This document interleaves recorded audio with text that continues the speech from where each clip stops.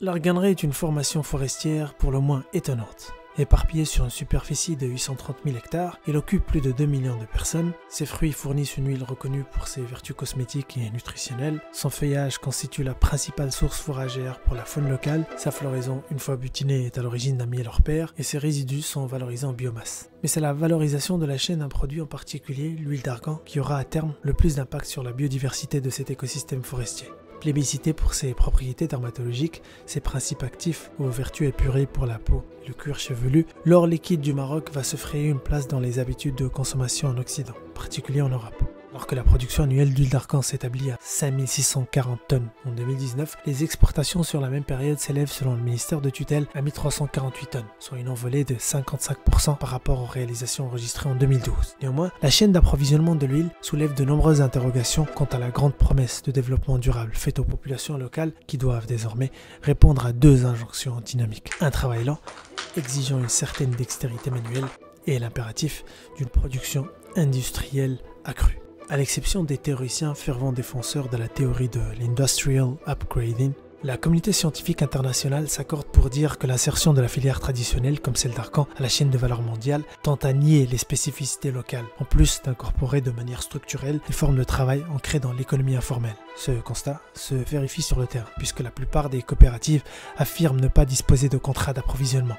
Il faut dire que la restructuration de la filière courant des années 2000 a surtout entraîné une ruée d'opérateurs privés qui mettent progressivement fin à la domination des coopératives. Objet de convoitise parmi les fabricants mondiaux de cosmétiques, la filière suscite pourtant une forte mobilisation de l'État qui met le paquet pour préserver la chaîne de valeur et maximiser son potentiel. On notera par exemple l'intégration en 1998 de la filière dans le réseau des réserves de biosphère de l'UNESCO, la mise en place d'une indication géographique de provenance IGP en 2008, ou encore l'inscription en 2014 des savoirs sur l'arganier dans le patrimoine culturel immatériel de l'UNESCO. Objectif affiché par l'État, dresser des barrières à l'entrée pour faire face à une concurrence déloyale exercée notamment par l'État hébreu, dont une firme aurait développé il y a quelques années une souche d'arganier 10 fois plus rentable que celle d'origine. Et lutter au passage contre les pratiques abusives de groupes pharmaceutiques comme Pierre Fabre, qui dès 1983 dépose la marque Argan via sa filiale galénique avant que la Cour de cassation en France n'annule ce brevet en 2014. La filiale tient-elle alors toutes ses promesses en matière de développement durable? Et comment les populations locales s'adaptent au rouleau compresseur de la mondialisation au moment où l'efficacité de la production s'impose comme un préalable incontournable pour pénétrer les marchés mondiaux? Qu'est-ce qui explique la récente flambée du prix du litre qui passe de 250 dirhams à 500 dirhams à l'espace d'une année? Ayant œuvré de près à la promotion et à la structuration de la filière d'argan, Alain-Claude Quérien, ancien membre de la Fondation Mohamed VI pour la recherche et la sauvegarde de l'arganier et opérateur actif, va tenter de nous éclairer sur la situation du secteur. L'argan, c'est la valorisation économique d'un patrimoine naturel, d'un territoire ce faisant, et il y a forcément des enjeux socio-économiques sérieux derrière. Alain-Claude Quérien, bienvenue dans l'Angle. Écoutez, c'est moi qui suis ravi d'être avec vous, parce que c'est toujours un moment important que de faire une valorisation d'un produit à ce point spécifique qu'est l'huile d'argan. N'étant pas marocain, c'est quelque chose pour moi qui me touche à cœur, parce que cette interview me parraine un petit peu dans ce que j'ai déjà réalisé depuis une bonne vingtaine d'années au Maroc, puisque je suis français d'origine, je suis breton d'origine, ce qui équivaut à peu près aux berbères par rapport aux arabes au Maroc. Donc c'est une spécificité assez étonnante, oui. Et donc merci à Ayoub de me consacrer de son temps et probablement un petit peu aussi de sa reconnaissance, ce qui me touche beaucoup, puisque je l'ai toujours fait cette activité de manière indépendante et sans aucun intérêt personnel. Je suis un bénévole au vrai sens du terme dans toutes mes actions, et d'avoir... je ne suis pas à la recherche de reconnaissance, mais c'est vrai que de temps en temps, quand on en a une qui arrive, je dois avouer que ce n'est pas si désagréable que ça. Voilà. Si je puis me permettre, puisque ma passion, quand je suis par mon activité professionnelle, c'est la photographie. Et figurez-vous, cher ami, cher Ayoub, c'est que quand je me fais des interviews, très souvent, je commence par faire une photo des gens, avec mon Leica, des gens qui m'interviewent, parce que c'est ce qu'on appelle l'arroseur arrosé, vous savez. Voilà. C'est bon, vous avez tout votre cliché. Ça y est. Ça sera un très bon souvenir, je pense. Allez, reprenons les choses sérieusement. Très bien. Bon, ensuite, alors. Oui. Très bien. Il est intéressant de s'attarder sur les jeux sociaux et les rapports de pouvoir qui sous-tendent le secteur de l'argent. Raison pour laquelle je vous ai invité. Mais ce qui serait beaucoup plus intéressant, c'est de comprendre comment l'insertion de la filière d'argan dans la chaîne de valeur mondiale, courant des années 2000, et là je parle sous votre contrôle, a pu engendrer ou pas la dépréciation du travail de la population locale, et comprendre aussi la récente flambée du prix de l'huile d'argan, qui passe du simple double de 250 dirhams à 500 dirhams. C'est le but de l'interview en tout cas. Et donc voilà, tu es en contact, même si tu n'as pas pu forcément le dire dans ta présentation, mais tu es en contact permanent avec les grands laboratoires, mais tu diriges également une coopérative. Donc tu sais très bien comment ça se passe. Si on devait brièvement rappeler le process de fabrication de l'huile d'argan. Alors en amont, je peux le faire, vous le faites ou je le fais, c'est comme vous voulez. Hein. Oui, je peux en parler, oui. Ayant fait tous les salons internationaux possibles imaginables pour valoriser l'huile d'argan à l'étranger, donc je ne suis pas à une fois près pour donner l'explication, ça m'est arrivé des centaines de fois. Et donc j'aime bien commencer par une information qui a son importance, c'est qu'en réalité il y a deux huiles d'argan. Il y a deux huiles d'argan, il y a l'huile d'argan à usage cosmétique et une huile d'argan traditionnelle, toastée ou non toastée, qui sont, qu'on peut appeler gastronomiques au vu du prix de l'huile par rapport à l'huile d'olive par exemple, qui est un produit de grande qualité et de grande renommée, mais beaucoup moins cher.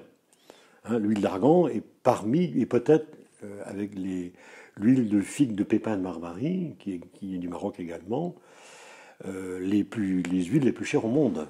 Il faut le savoir. Donc on est là dans un produit haut de gamme et qui est donc recherché essentiellement.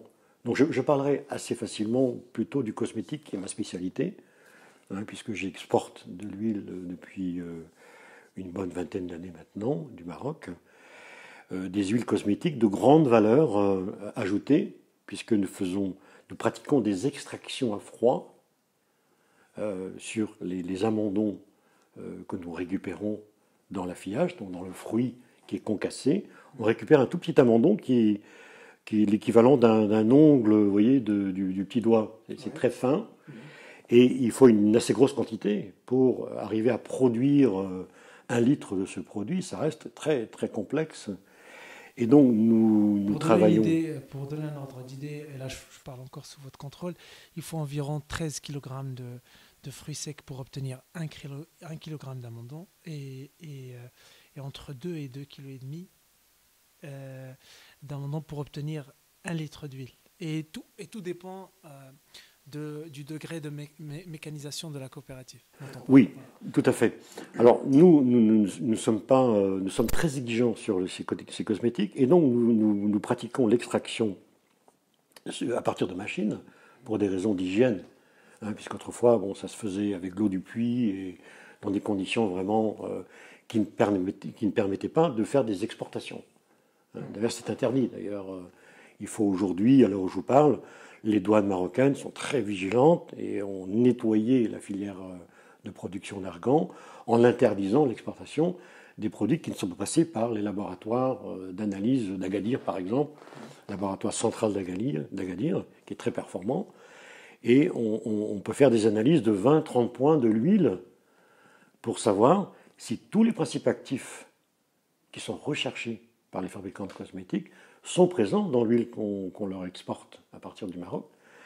Et donc, cette extraction à froid fait que nous n'avons pas beaucoup d'huile, puisque nous ne chauffons pas le produit, ou très peu, d'où l'appellation première pression à froid.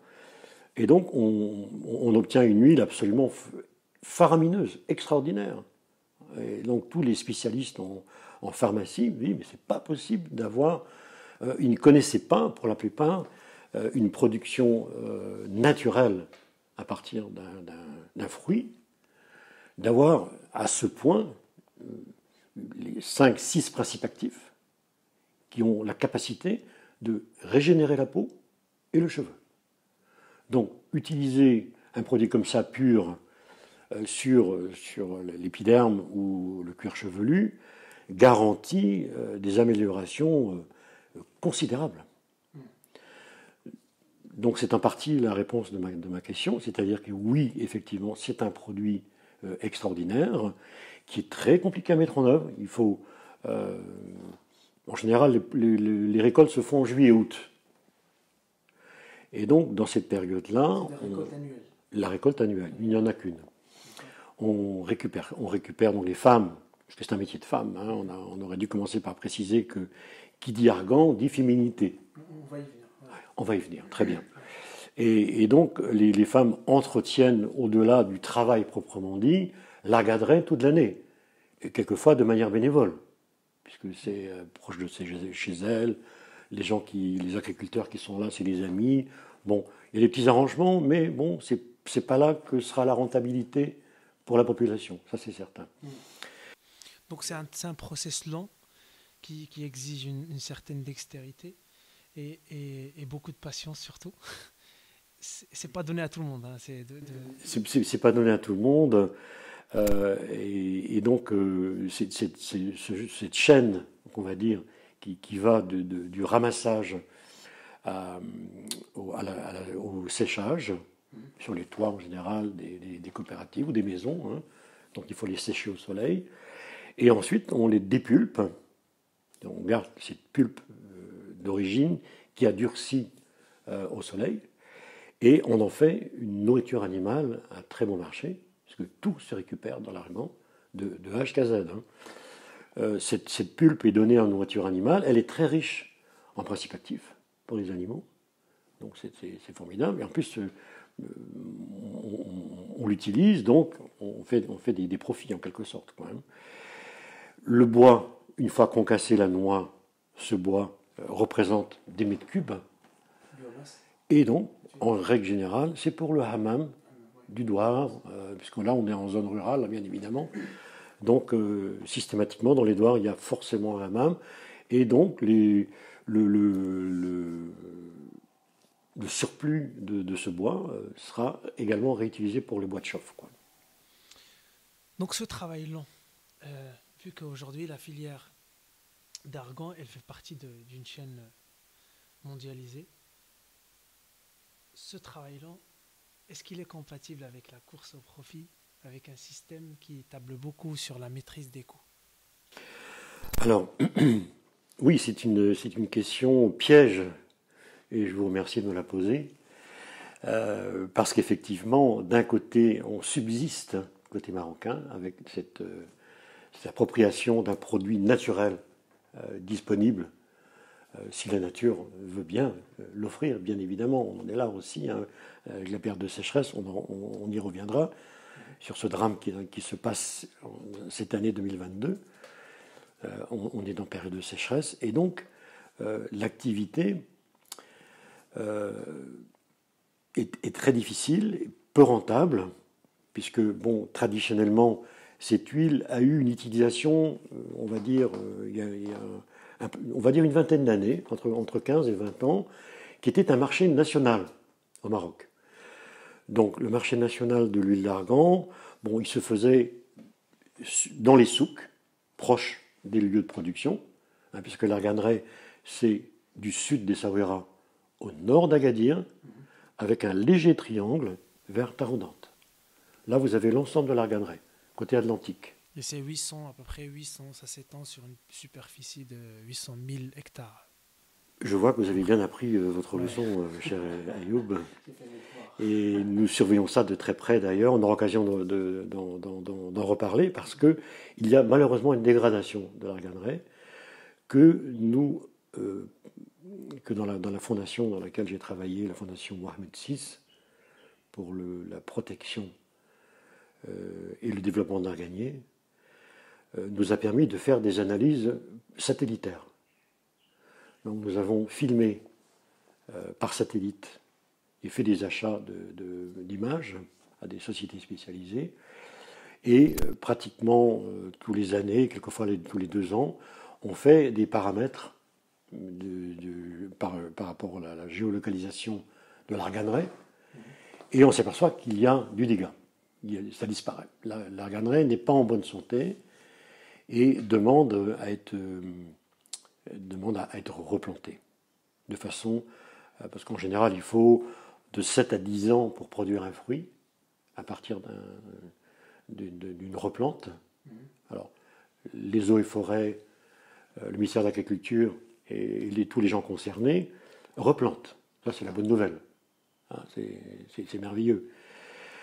Et donc, on essaie de compenser par une méthode qui est celle de replanter la dégradation, qui en général est due à la sécheresse, puisqu'il est strictement interdit de couper un arganier. Vous risquez les geôles si vous faites ce genre de plaisanterie, et tout le monde finit par savoir qu'il a été coupé. Donc il y a une prise de conscience aussi, parce qu'autrefois ça servait à faire du bois de chauffe pour faire le pain et autres. Donc aujourd'hui, ils ont compris que ça rapportait, donc, et on va revenir à votre question initiale, suffisamment d'argent pour faire vivre la famille. Donc on ne coupe plus, on ne coupe pas la branche sur laquelle on est assis, bien évidemment. Et il y a eu également une inscription de l'arganier à l'UNESCO, au niveau international, pour sa protection. Donc c'est un arbre qui est protégé par l'UNESCO, à la demande de Sa Majesté, bien sûr, que ça a été fait. Et donc aujourd'hui, nous avons une labellisation et une protection de cet arbre au niveau international. Alors pour revenir à votre question, qui méritait peut-être ces éclaircissements préalables, font que d'un autre côté, nous avons la distribution et donc l'exploitation de produits finis, puisque là nous sommes au Maroc dans l'exportation d'un produit brut, que ce soit pour l'alimentaire ou le cosmétique. Donc on se contente de faire l'extraction, la filtration qui est très importante. On peut filtrer jusqu'à 10-15 fois l'huile avant de la mettre en bouteille pour ne pas qu'il y ait un léger dépôt dans le fond. Vous voyez, donc ça donne une plus-value au produit. Il est très, très beau, très noble, très transparent. Et donc la filtration est nécessaire. Donc on a des machines appropriées pour ça aussi. Et donc les grands laboratoires sont, pour ainsi dire, à l'origine des commandes internationales. Que ce soit le Japon, puisque j'ai eu l'occasion de livrer au Japon pendant pas mal d'années. C'est l'exigence même, le Japon. Hein, c'est des marchés très difficiles. Ils ne s'intéressent que peu au prix. Eux, ce qui compte, c'est la qualité. Vous voyez. Donc ça, c'est des choses qu'on ne trouve pas en CEE, où, je reviens à votre question, oui, il faut négocier pour vendre au laboratoire, bien évidemment. Donc ce sont des laboratoires de grande qualité, puisque moi, ils produisent des choses qui sont aux normes internationales, au niveau des cosmétiques, et avec une traçabilité, des cahiers des charges qui sont très complexes. Donc c'est pour ça qu'à l'origine, nous avons tout fait pour aider les femmes à produire une huile de grande qualité, mais dite exportable, entre guillemets, chose qui n'était pas le cas à une certaine époque, vous voyez. Donc elle était... Qui négocie aujourd'hui avec les grands laboratoires, hein? Alors, ils nous font appel, ils nous font ce qu'on appelle un appel d'offres, hein, pour les premières fois. Ensuite, s'ils sont satisfaits de nos prestations, on peut faire perdurer la relation commerciale avec eux, parce qu'ils sont très loin. Il y a 3000 km des capitales françaises, hein, ou belges ou anglaises. Donc, ils ne vont pas venir en permanence pour surveiller les travaux, vous voyez, garantissant une traçabilité. Donc, en général, on a réussi à mettre en place une éthique morale chez les femmes, ce qui était, croyez-moi, pas simple. Et donc, cette éthique, une fois qu'elle est appliquée, fait que l'huile est de bonne qualité. Parce que même moi qui fais des contrôles permanents, je ne peux pas être là tous les jours, on est bien d'accord. Donc, l'idéal était quand même de faire une formation de toute la population productrices, donc les femmes qui concassent dans les villages, leur expliquer qu'il fallait la quintessence du produit pour faire de l'exportation, et que la qualité de ce produit était entre leurs mains, si elles le faisaient sérieusement. Et je dois le dire, on y arrive. C'est le cas aujourd'hui, à l'heure où je vous parle. Les exportations que nous faisons, donc qui sont contrôlées par les laboratoires, bien évidemment. Donc de toute façon, s'il y a un loup, c'est ça qu'on appelle ça dans la profession, s'il y a un loup, on va le trouver à l'analyse. On ne peut rien dissimuler. Absolument rien. C'est comme une prise de sang. Hein. Et on retrouve l'intégralité de ce que les grands laboratoires souhaitent avoir pour leurs cosmétiques, parce qu'ils valorisent au niveau marketing et commercial des produits anti-âge, quand même. Donc c'est un marché très lourd et des produits très chers. Donc, sachant cela, que les produits qui arrivaient du Maroc étaient à un tarif raisonnable, ils pouvaient faire des marges très importantes sur le produit fini. Donc emballé, des flacons, ce qu'on appelle le packaging en anglais, j'aime pas trop le côté anglophone, mais c'est comme si, je crois qu'il n'y a pas d'autre nom.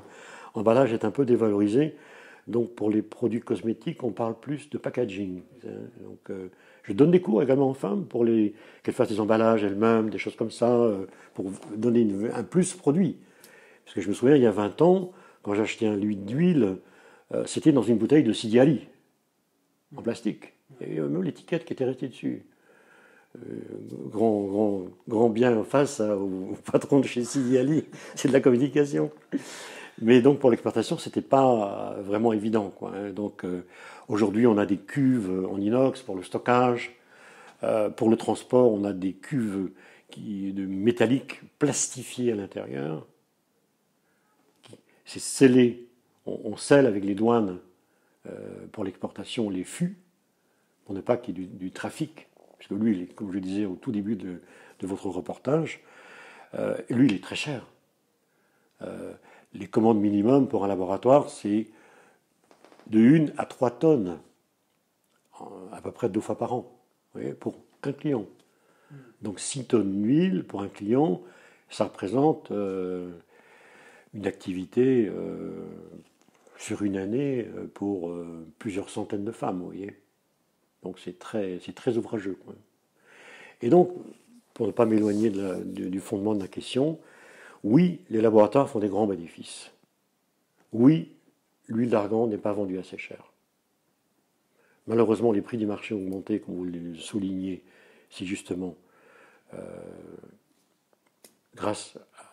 à cause de les 2 années de sécheresse que nous avons subies. Donc il y a très peu de fruits, donc les prix ont flambé. Les prix des fruits, pas de la main-d'œuvre, pas des bénéfices à l'exportation. C'est la matière première qui a augmenté. Donc il y a effectivement du simple au double. Donc on ne peut plus... De quoi, en l'espace d'un an? Pardon? D'une année, en l'espace d'une année? Oui, on va dire ça a commencé l'année dernière, tout doucement, et là on est ce que j'espère au maximum, et c'est même pas sûr, vous voyez, puisque comme c'est un produit rare et précieux, ça on l'a peut-être pas spécifié, mais le Maroc est à l'heure actuelle le seul pays au monde à pouvoir produire une huile d'argan. Il y a Israël aussi, qui nous a piqué le... Exactement. Alors, j'ai des bonnes... c'est une mauvaise nouvelle, parce que je suis défenseur des droits, depuis que je vis au Maroc depuis 20 ans. Je trouve ça assez inadmissible, mais bon, c'est le jeu du business. Hein. Et les Israéliens ont été les seuls, puisqu'ils sont très forts. Ils font pousser les tomates en plein désert depuis 20 ou 30 ans. C'est des gens qui sont incroyables. Donc ils ont obtenu, on ne saura jamais comment, des fruits d'argan, ce qui est strictement interdit à l'exportation, je le précise en passant. Parce qu'il n'y a pas un label argan qui... Non, il est interdit de sortir des produits, on ne peut exporter que des produits finis, c'est-à-dire l'huile pure. Oui, on peut pas en aucun cas des fruits ou même du vrac. Oui. On ne peut pas le faire. Il faut que le travail soit fait sur place. C'est déjà une bonne chose. Et on a vu venir cette histoire-là assez tôt. Je dis on, parce que je faisais partie à l'époque de la fondation Mohamed VI. Et donc, à ce titre, nous avons décidé de déposer la marque et le nom Argan, qui est la propriété exclusive du Maroc. Donc, en toute logique, nos confrères israéliens. Et vous l'avez fait avant ou après On l'a fait juste au début. Mais ils ne commercialisent rien pour le moment, c'est pas prêt. L'huile n'est pas prête. En plus, ils ont modifié génétiquement les fruits. Donc, ils ne sont plus à même de l'appeler argan. Il a été modifié génétiquement. Donc, ça, c'est une cartouche pour défendre au niveau national cette fierté d'être des seuls producteurs au monde de l'huile d'argan. Les fruits sont beaucoup plus gros. C'est pour ça qu'ils ont modifié génétiquement. Ils ont fait des fruits qui font 3 ou 4 fois la taille du fruit marocain. C'est une logique productiviste qui n'a rien à voir. Absolument, ouais, absolument. Et on se battra bec et ongle pour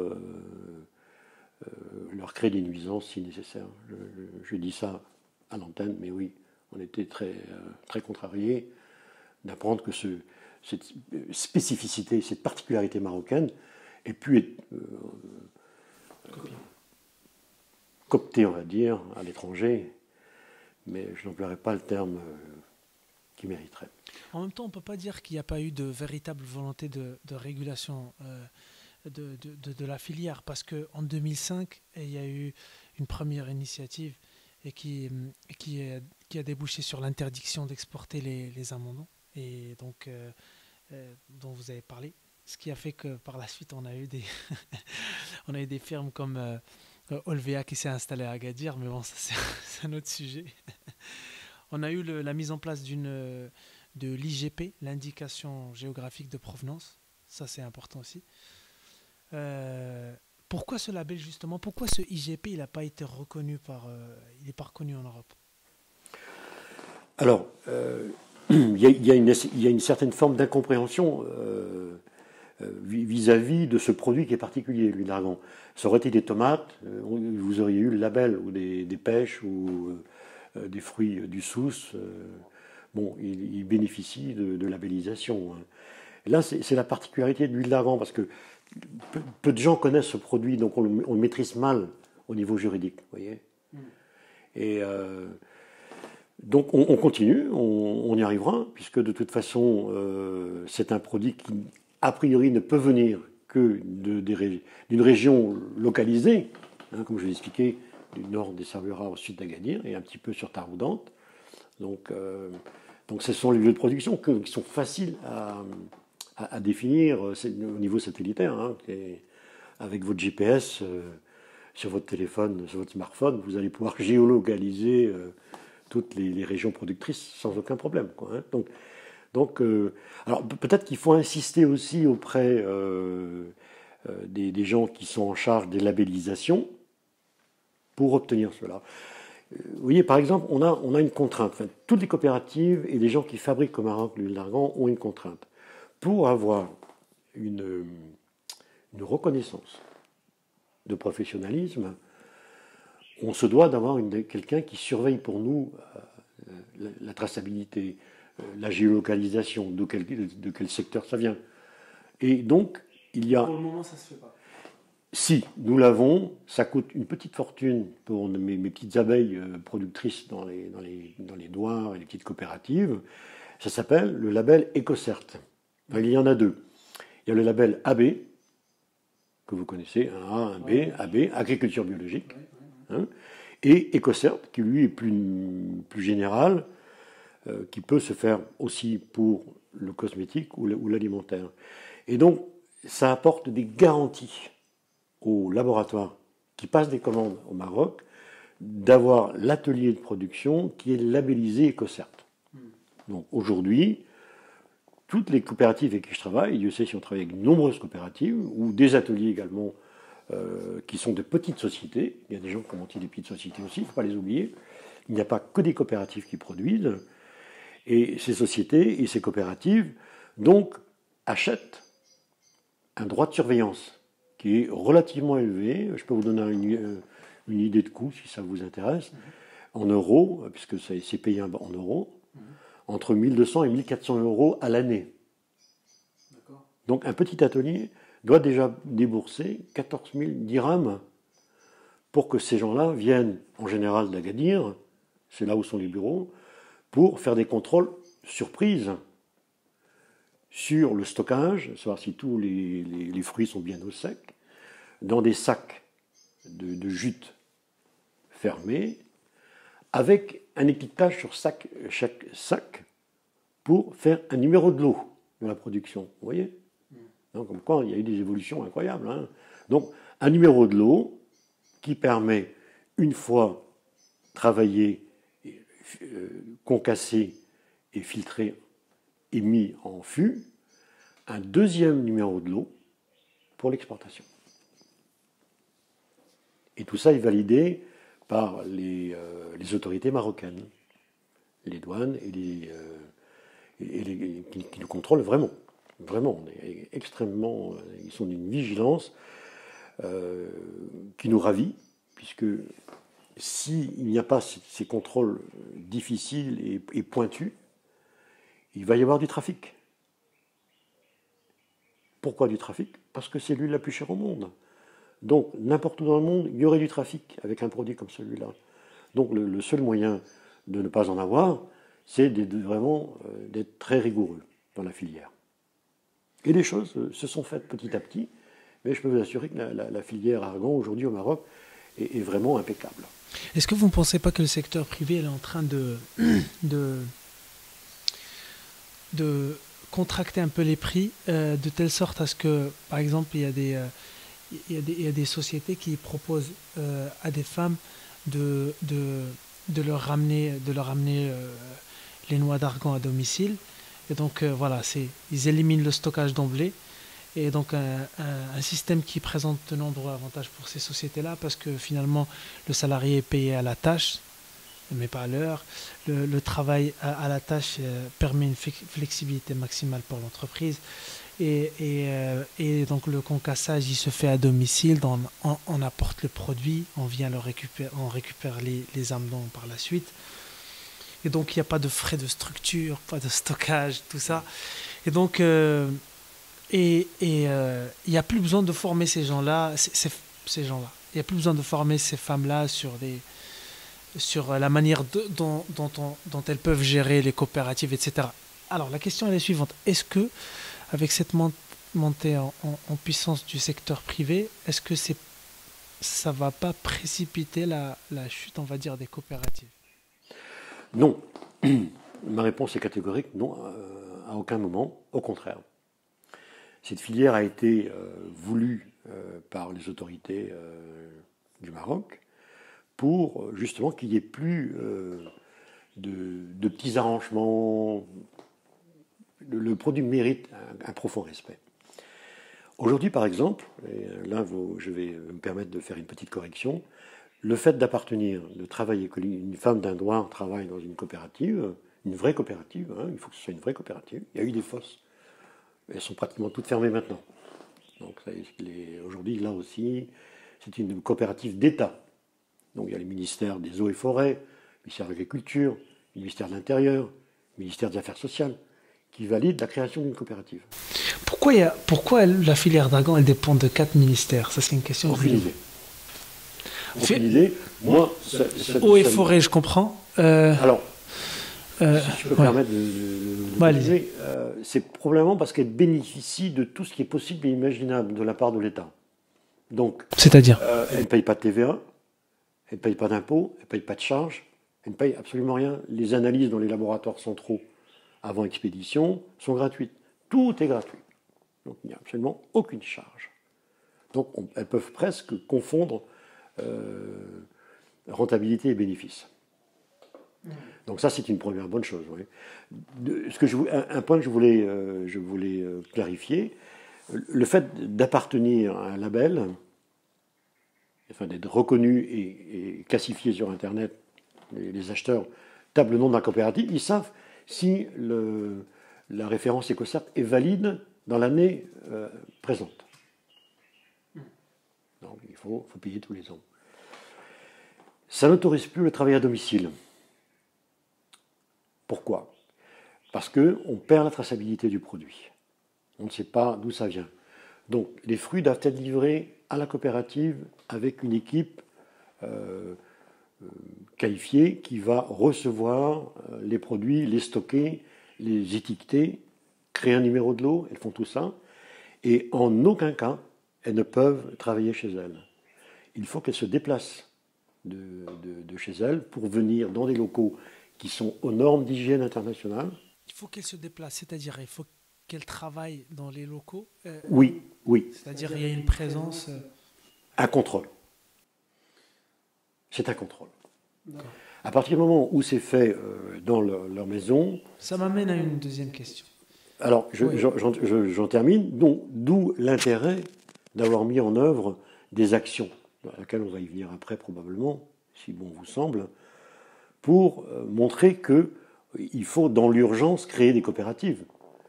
Quand je dis coopératives, c'est créer des locaux. Donc des coopératives qui ont des locaux, qui, eux, sont aux normes d'hygiène internationale. Voilà. Du stockage, avec un cahier des charges Mais concassage, par exemple, ça peut se faire à la maison, ça? Non. En aucun cas. Non. Pourquoi? Non, parce qu'on ne contrôle plus le fruit. On ne sait pas si elle concasse de fruits qui ont été achetés avec un numéro de lot. Donc tout est sous contrôle. Les portes sont fermées à clé sur les stockages. Et une fois concassés, les amandons sont dans un local fermé à clé. On ne laisse pas l'occasion à quelqu'un de faire un échange de produits, vous voyez, ou des arrangements en tout genre. Donc les coopératives sont là pour être les garantes de la traçabilité de ce produit. On en est là, et c'est le seul moyen d'y arriver. Moi, j'y vois un système d'organisation, on va dire, qui parfois s'organise derrière des contraintes procédurales qui ne respectent pas les spécificités locales. Oh, c'est du romanesque, c'est romanesque. Que, absolument pas. Si vous saviez, si vous connaissiez les conditions dans lesquelles on peut mettre un produit sur le marché en Europe, une autorisation de mise sur le marché passe par la manière dont c'est récolté au Maroc. Le cahier des charges commence au Maroc et permettra d'avoir une autorisation de mise sur le marché. S'il n'y a pas un contrôle du laboratoire par des sociétés, une société privée, EcoCert, ces sociétés privées, ils n'achèteront pas le produit. C'est simple. Alors, il y a des gens qui ne veulent pas faire créer de coopérative, qui veulent travailler à la maison, tout ça. Ok, pas de problème, ça existe, c'est peut-être même la majorité encore, mais ça sera pour le marché intérieur. En aucun cas l'exportation. Je pense avoir été suffisamment clair là-dessus. Oui. Alors, tout à l'heure, on était parti sur une piste qui m'intéresse beaucoup parce que c'est quelque chose d'assez complexe. Et je sais que quand on a commencé à parler des laboratoires, j'avoue que j'ai perdu le fil un peu sur... Je vous ai vu arriver en disant les super profits des laboratoires et les gens sous-payés dans les campagnes dont vous êtes issu, me semble-t-il. Vous êtes issu de la Garganeraie, votre famille, me semble. Non. Est un tout petit peu plus haut. Oui. Puis je n'étais pas très loin. Pas très loin, oui. Et donc, figurez-vous que les laboratoires alors c'est assez difficile à dire, mais il faut le dire. On est là pour faire de l'information. Et je sais que vous êtes pointu à ce niveau-là. Vous avez bien préparé votre interview. Je vous en félicite d'ailleurs. Et l'idée des laboratoires est de gagner beaucoup d'argent. C'est le fondement même des sociétés pharmaceutiques et de fabrication et distribution des cosmétiques. Ce qui les intéresse, c'est leur communication sur des grands sujets que sont le produit anti-âge. On va revenir à ça parce que c'est un produit anti-âge. On est obligé. Dans les Douars, depuis un siècle, les femmes, quand elles ont des maladies de peau, dans les villages, font des applications à leurs enfants d'huile d'argan. Quand les bébés naissent, on les masse avec de l'huile d'argan. À la sortie, le jour de la naissance, vous voyez, c'est un produit extraordinaire et qui a des vertus qui sont extraordinaires. C'est l'or vert du Maroc. C'est l'or vert du Maroc. Et donc les laboratoires, bien sûr, se sont emparés de ce produit qui ne peuvent pas trouver ailleurs. Donc on est en position de force pour négocier, si on souhaite négocier, vous voyez. C'est-à-dire que si vraiment ils en veulent, Bon, la bagarre des prix ne sera pas celle des tomates, vous voyez, avec l'Espagne ou les oranges. Donc, si quelqu'un veut de l'huile d'argan, il faudra qu'il soit prêt à payer le prix que ça coûte. Donc, c'est pour ça qu'il faut absolument être fiable, proposer un produit irréprochable, et il aura le coût qu'il aura. Ça, c'est des visions internes que j'ai eues depuis très longtemps. Et qui va défendre, et qui va faire pencher la balance en faveur des, voilà, des locaux, on va dire, dans la table de négociation avec ces grands groupes. Alors, au départ, je pense qu'il fallait, alors je ne sais pas si je peux me dire on ou je, mais en ce qui me concerne, puisque c'est vous que vous interviewez, si je parle à la première personne, j'ai été, quand j'ai acheté mes premières quantités d'huile d'argan, à l'époque j'étais installé à Essaouira, et donc j'ai acheté, je connaissais la première coopérative, je peux la citer, hein, j'en suis très fier, c'est la coopérative du village de Tidzi, qui est environ à 20-30 km d'Essaouira, sur la route d'Agadir, la route côtière. Et donc cette coopérative existe depuis plus de 20 ans. Vous vous rendez compte, on est en 2022. Et donc c'est ça, dans les années 2000, je pense qu'elle a dû voir le jour, avec des aides financières, tant que je m'en souvienne, de l'ambassade d'Allemagne. Vous voyez? Donc elles ont eu une dotation financière. Et il n'y a pas eu beaucoup de directrices, parce que je fréquente la nouvelle, là, enfin, la directrice de Tidzi, c'est une femme extraordinaire qui gère ça de manière très professionnelle sur Internet, avec des sites Internet, des accès à toutes les analyses sur Internet. C'est des gens du village, vous vous rendez compte, c'est merveilleux.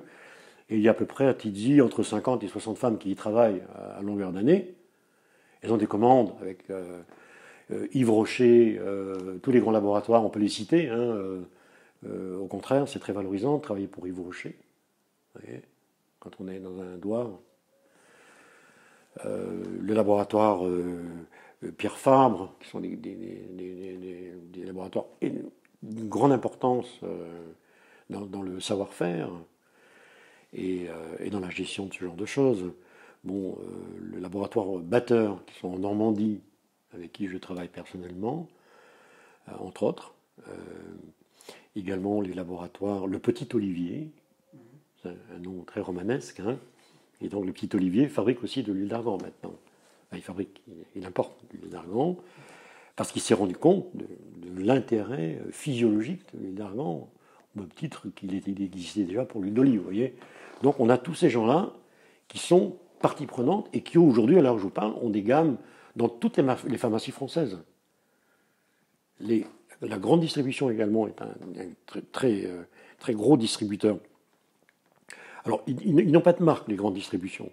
Ils travaillent avec le Petit Olivier, par exemple, et distribué, je dirais ça pas tout à fait par hasard, ça s'appelle Intermarché. J'ai eu l'occasion de travailler avec Intermarché. C'est énorme. Là, quand on parle de grande distribution, c'est de la grande distribution. Intermarché, je crois me souvenir que c'est 1600 ou 1650 Intermarchés en France. Plus la Belgique, l'Angleterre, ils font des choses à l'international également. Donc ce sont des structures très lourdes, financièrement, c'est extraordinaire. Alors, la parade que nous avons proposée pour essayer d'enrichir, donc là je reviens à votre question fondamentale, parce qu'elle est fondamentale. Elle a été pour moi, elle est pour vous. Elle est surtout pour les femmes. Alors, effectivement, comme ces grands laboratoires, comme je le soulignais, sont habitués à négocier de manière vraiment considérable, ou la grande distribution, c'est encore pire, c'est des gens qui sont vraiment à la manœuvre, ils ont des centrales d'achat, des choses comme ça, donc baisser les prix, baisser les prix, baisser les prix.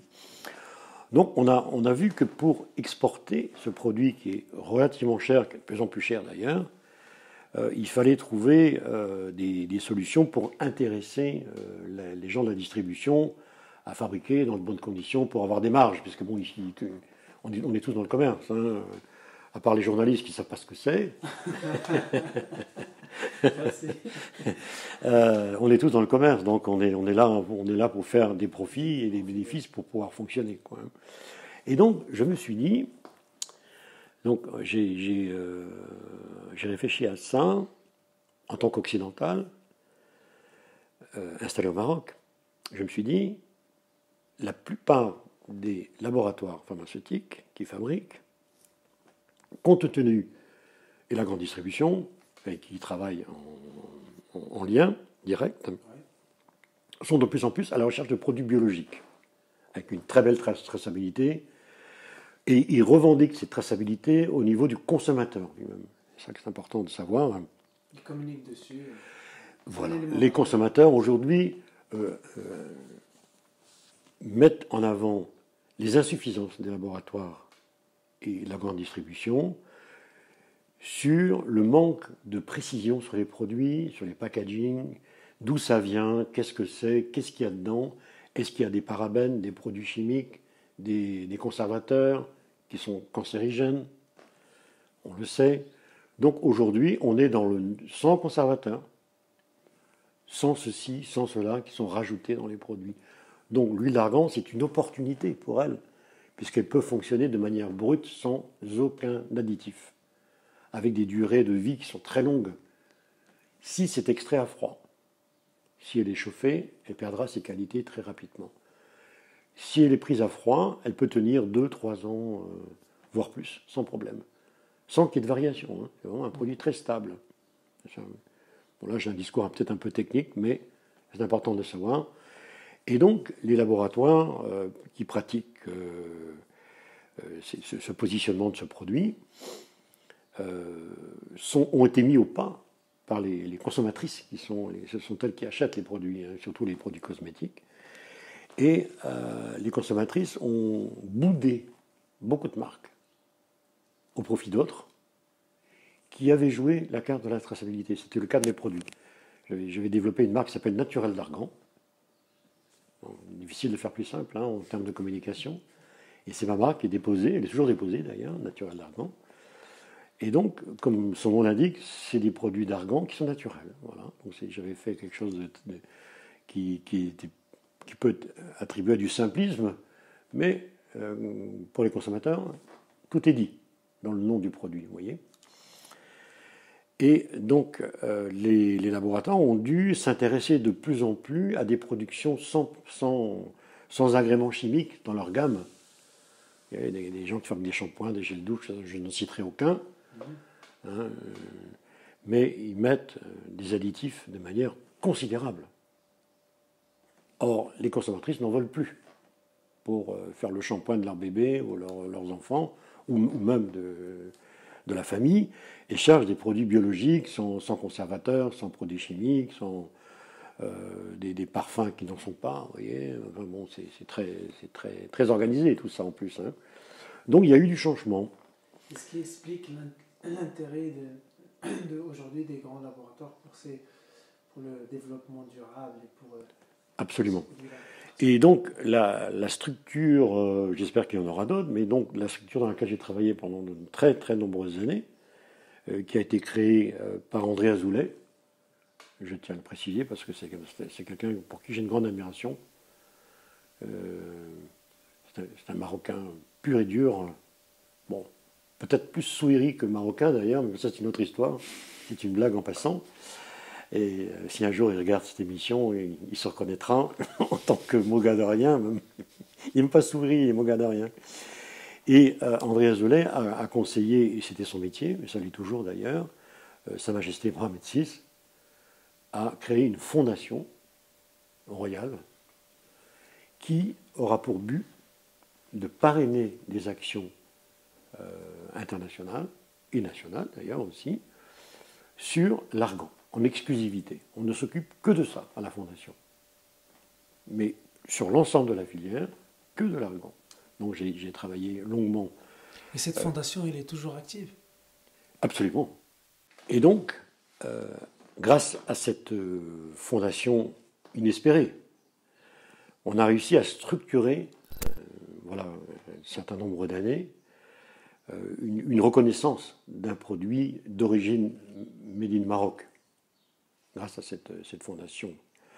Et donc on a, avec André Azoulay, moi je travaillais dans mon segment, puisque bon, on est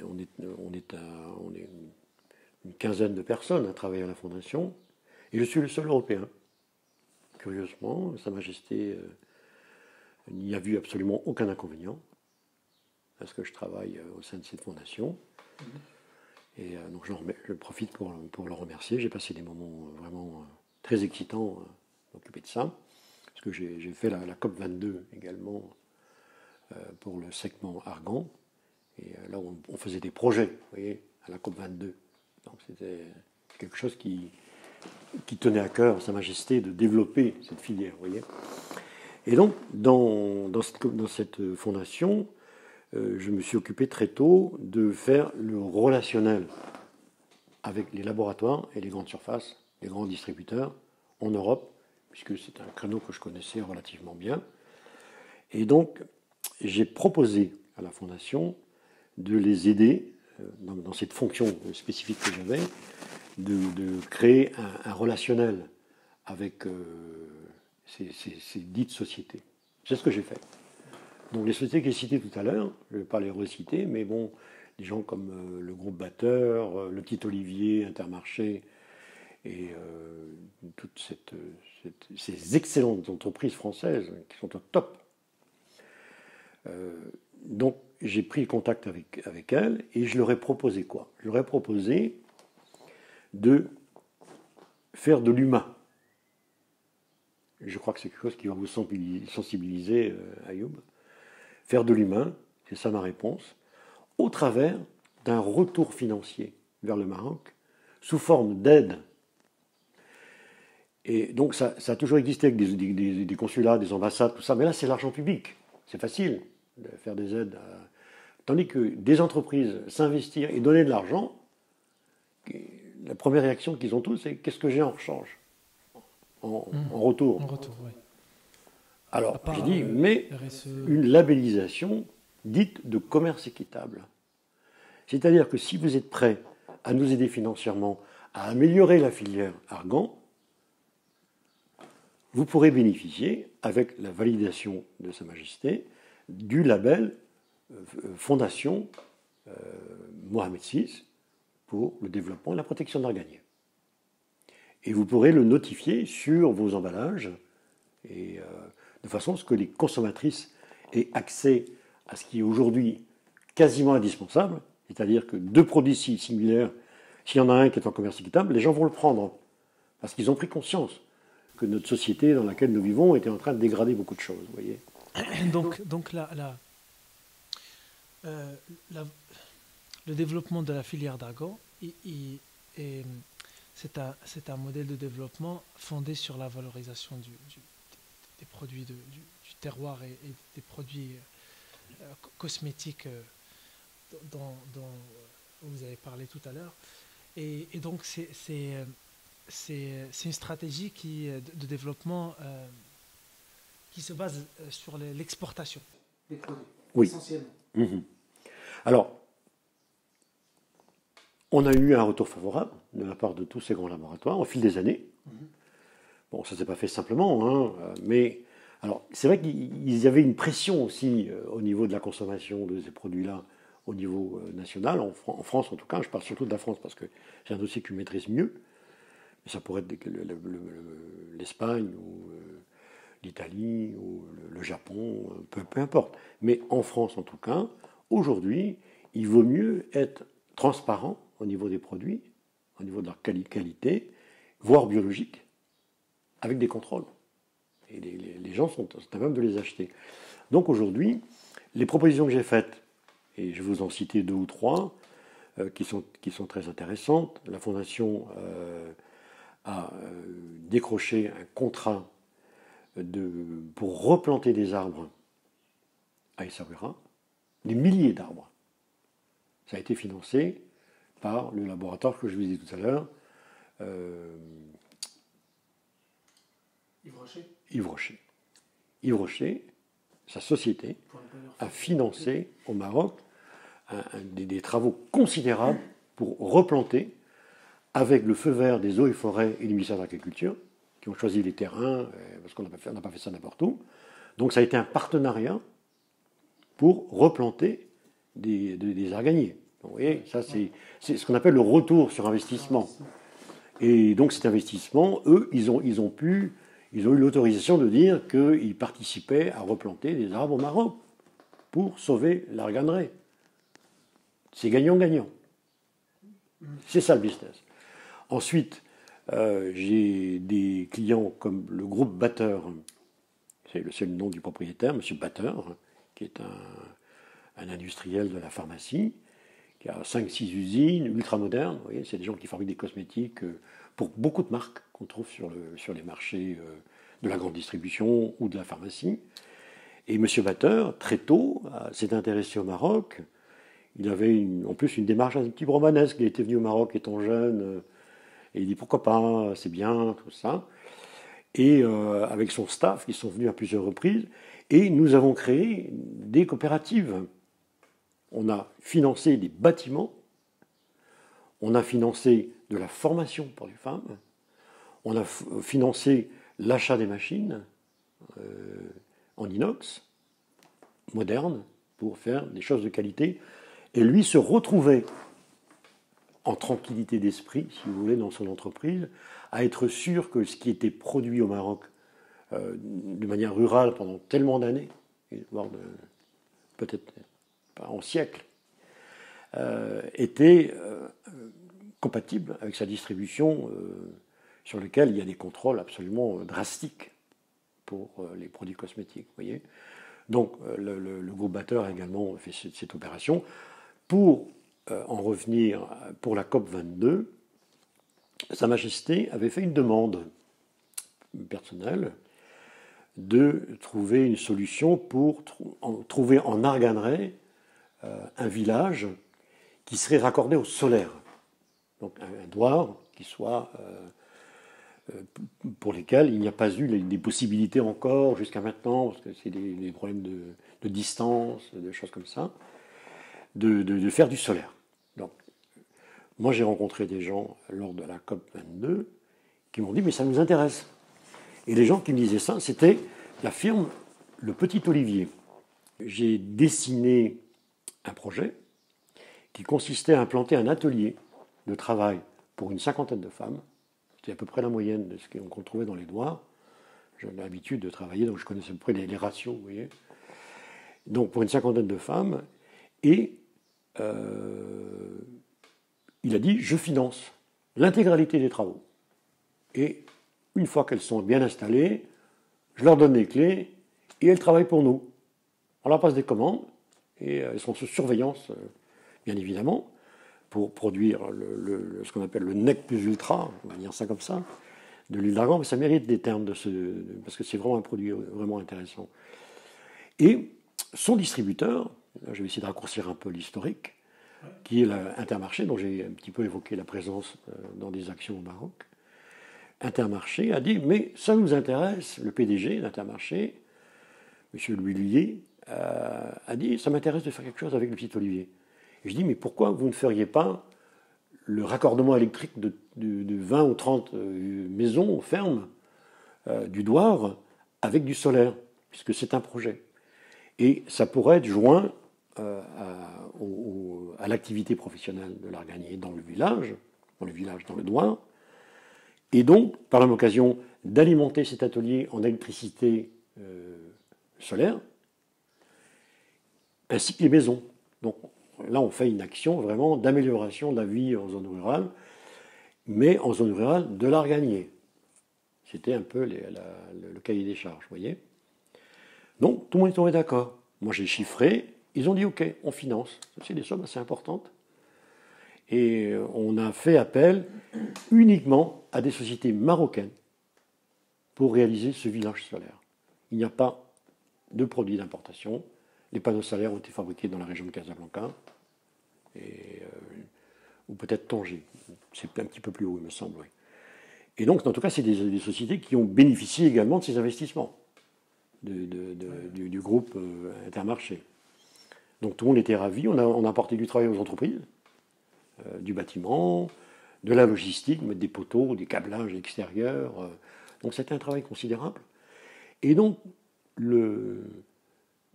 la proximité de l'atelier et du village qui s'est modernisé parce qu'on a fait des éclairages publics. Donc ces gens-là ne payent plus de facture d'électricité. Tout est gratuit. Formidable. Donc là, voilà quelque chose qui devrait vous séduire, c'est Ayoub, c'est le retour sur investissement du travail des femmes.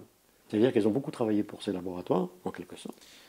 Ces femmes qui travaillent avec vous sont des veuves ou des divorcées la plupart du temps, ou ça dépend? Alors, je ne connais pas la vie privée Non, vous voyez pourquoi je vous pose des femmes. Là, alors, le système est très simple, elles se choisissent entre elles. Si elles ont un problème de voisinage, elles vont gérer ça elles-mêmes. Donc moi, je n'interviens pas en aucun cas dans ce domaine. Elles sont libres de venir travailler quand elles veulent. Elles sont libres de ne pas venir, mais elles sont référencées comme étant adhérentes à la coopérative. Elles sont notifiées sur la création de cette coopérative. Donc après, le fonctionnement intérieur, c'est la directrice et la présidente qui s'en occupent. Il y a une trésorière, il y a tout ce qu'il faut. Et donc les femmes gèrent en autonomie l'intégralité de l'activité. C'est d'une grande liberté, et c'est là où on n'intervient pas du tout. Dans cette filière, j'ai remarqué qu'il y a une communication autour de l'émancipation des femmes et la dimension genrée est assez présente. Est-ce que c'est vraiment la priorité? Surtout que dans certains milieux ruraux, il y a le préalable, ça serait plutôt d'améliorer les infrastructures de base qui profiteraient à tout le monde. Viendra ensuite la question de l'émancipation de la femme éventuellement, etc. Alors c'est le cas, puisque l'émancipation des femmes, elle est effective, puisqu'elles n'ont pas de compte à rendre à personne, elles n'ont des comptes à rendre qu'à la directrice et à la présidente, qui n'a qu'une voix. C'est-à-dire que toutes les décisions sont prises à main levée. Je leur ai appris à faire ça. Vous voyez, c'est une forme de démocratie en quelque sorte. Et la directrice et la présidente n'ont qu'une voix, au même titre que les petites travailleuses, les petites abeilles, qui travaillent en chantant. D'ailleurs, ceci dit, il y a des chants extraordinaires. Moi qui travaille beaucoup avec les coopératives, je suis enchanté de voir l'ambiance qui règne là-dedans. C'est la joie et la bonne humeur. Et à la clé, un financement très très correct de leur main-d'œuvre. Vous voyez. Dernière petite question, parce que le temps tourne très vite. Qu'est-ce qui empêche, on revient sur la question de la flambée du prix du litre, parce que c'est une question intéressante. Qu'est-ce qui a pu enclencher la flambée du prix? Parce que je rappelle qu'on est passé de 250 dirhams à 500 dirhams en l'espace d'une année. Le prix de l'argan, est-ce que ça se négocie à l'international, comme un peu pour les autres denrées alimentaires ou pas? Non, absolument pas. Le Maroc est autonome et national. C'est-à-dire que il n'y a pas des gens qui nous représentent et qui font descendre ou monter les prix. C'est une bonne question que vous avez là. C'est ce qui existe de plus en plus d'ailleurs pour tous les produits en général. Quelquefois, les gens sont basés à Londres ou ailleurs et ils jouent sur des curseurs. C'est assez honteux comme démarche, mais bon, en tout cas, ce n'est pas le cas au Maroc. Les prix sont faits localement. Alors, il y a eu pendant une quinzaine d'années une stabilité du prix qui était de 120, 150, c'est monté jusqu'à 200, 250, le prix du litre, mais jamais au-dessus ces 15 dernières années. Donc on avait une stabilité. Là, tout d'un coup, on est catastrophé, on n'était pas préparé à ça. Il n'y a plus eu de fruits depuis 2 ans, ou en toute petite quantité. Et ma réponse est très claire, c'est le manque de pluviométrie. Donc il y avait un petit stockage pour faire une année tampon, éventuellement, et encore que la demande est telle qu'il y a très peu de stock. Les gens l'utilisent, vous voyez. Parce que plus le produit est frais, plus il est meilleur également, donc il n'y a pas beaucoup de stockage. Et là, on est dans des prix qui hallucinent, parce qu'on double le prix. On est passé à 500 dirhams. Le manque de pluviométrie fait qu'aujourd'hui le prix double. Oui, c'est que ça, parce que il n'y a aucune autre source qui puisse justifier d'une augmentation. La main-d'œuvre est restée la même. Il n'y a pas de spéculation, par exemple, sur peut-être des intermédiaires en aval qui jouent un peu sur les stocks Oui. Quand les agriculteurs qui détiennent dans des hangars du stockage ont vu la flambée des prix, ils se sont dit c'est peut-être pas forcément le moment de vendre. Bon, l'offre et la demande, toujours pareil. Et le fait d'avoir prononcé ça, il y a des tas de gens qui n'ont pas voulu vendre ce qu'ils avaient et qui a participé aussi à une augmentation de 50%. Oui, parce que comme la demande était plus importante que la production, donc il y a eu, vous avez raison de souligner, c'est une petite problématique au niveau régional qui n'a pas fait descendre les prix en tout cas. Probablement qu'il les a fait monter, un tout petit peu aussi, où ils ont participé à monter le tarif. Et il ne faudrait pas que ça dure trop longtemps, parce que cette huile, il ne faut pas qu'elle devienne invendable à 500 dirhams du litre.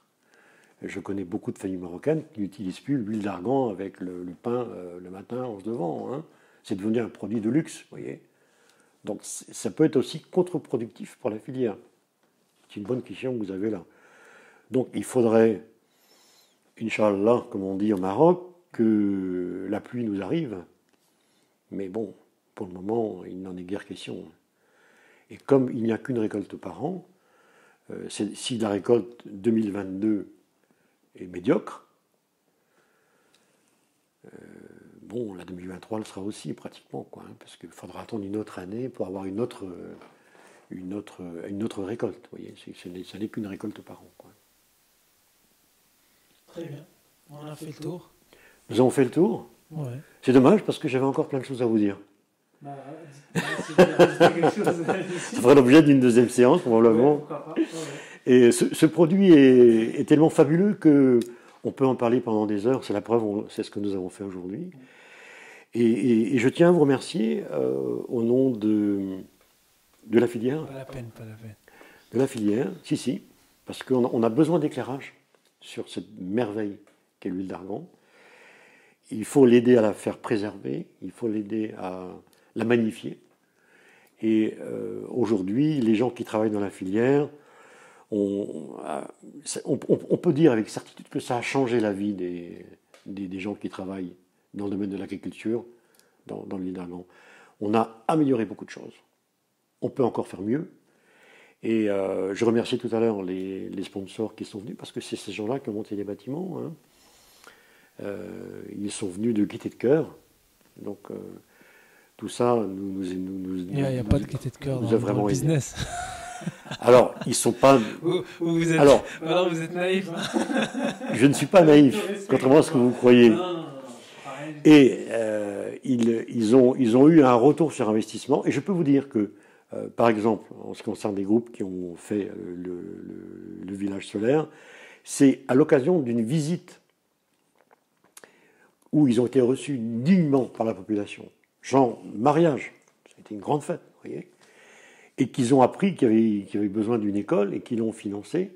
Je peux vous dire, ça a été un coup de cœur, parce que moi j'étais présent ce jour-là, et quand le PDG a dit « Mais nom d'un chien, nous on peut financer ce genre de choses, et on va le faire », bon, c'est formidable. J'ai trouvé ça vraiment épatant. Et alors, il y a aussi des entreprises nationales marocaines qui participent à tout ça. Ne les oublions pas. C'est pas parce qu'ils ne sont pas à l'étranger qu'ils n'existent pas. Hein. Il y a beaucoup de gens et des personnes comme André Azoulay. Je sais aussi qu'il y a notre nouveau et tout fraîchement nommé Premier ministre, M. Arnouch, qui a été élu maire de